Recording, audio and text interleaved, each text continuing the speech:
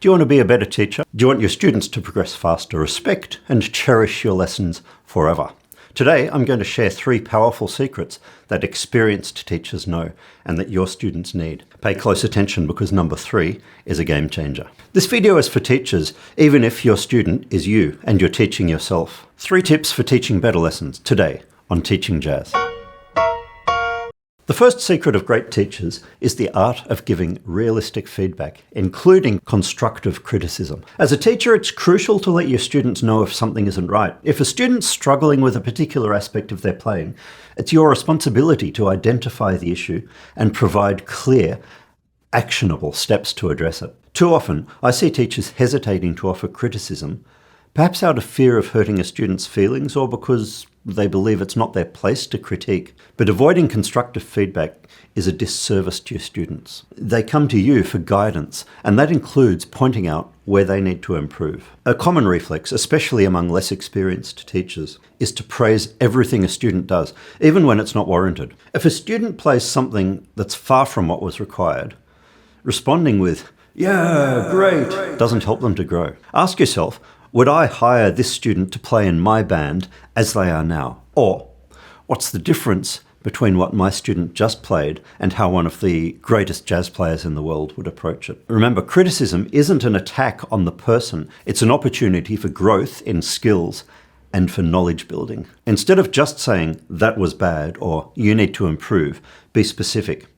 Here's what's not working, and here's how you can improve. The key is finding that middle ground between sugarcoating and going full whiplash. Constructive feedback is essential, but it's just the beginning. Let's move on to the next secret, effective planning. Planning is one of the pillars of effective teaching. By thoughtfully planning what, when, and how you'll teach, you'll bring focus and efficiency to both your teaching and your students' learning. I've dedicated an entire video to the importance of planning, so be sure to check that out for more in-depth strategies. Planning operates on different timescales. In the short term, plan each lesson with a clear structure that builds on previous lessons and sets the stage for future ones. For example, a lesson might include a warm-up, scales, pieces, improvisation, technique, reading, and theory. Not all in one lesson, but strategically spread out over time. In the medium term, plan a series of lessons that build on each other towards a specific goal, whether that's mastering a new skill or preparing for a performance. And in the long term, consider where your students or your ensemble will be in a year, 2 years, or 5 years. What new skills or knowledge will they have gained? What will they be able to do? You want to avoid the trap of doing something different and unrelated in every lesson. It's inefficient and doesn't lead to meaningful progress. Constantly teaching a new song without a coherent plan can leave students with little foundational knowledge. Use planning to ensure that each lesson and program is designed for growth and progress. With planning in place, the next step is to make sure you stick to it and deliver it effectively. That's where pacing comes in. Pacing is all about the speed at which you move through different phases or activities in a lesson. Having a great plan is one thing, but executing it with the right pace is another. Good pacing ensures that you cover everything without getting sidetracked, spending too long on one thing, or rushing through material. It helps you keep your students engaged and ensures that the lesson is neither too fast nor too slow for their learning speed. In your planning, estimate how long each part of the lesson should take.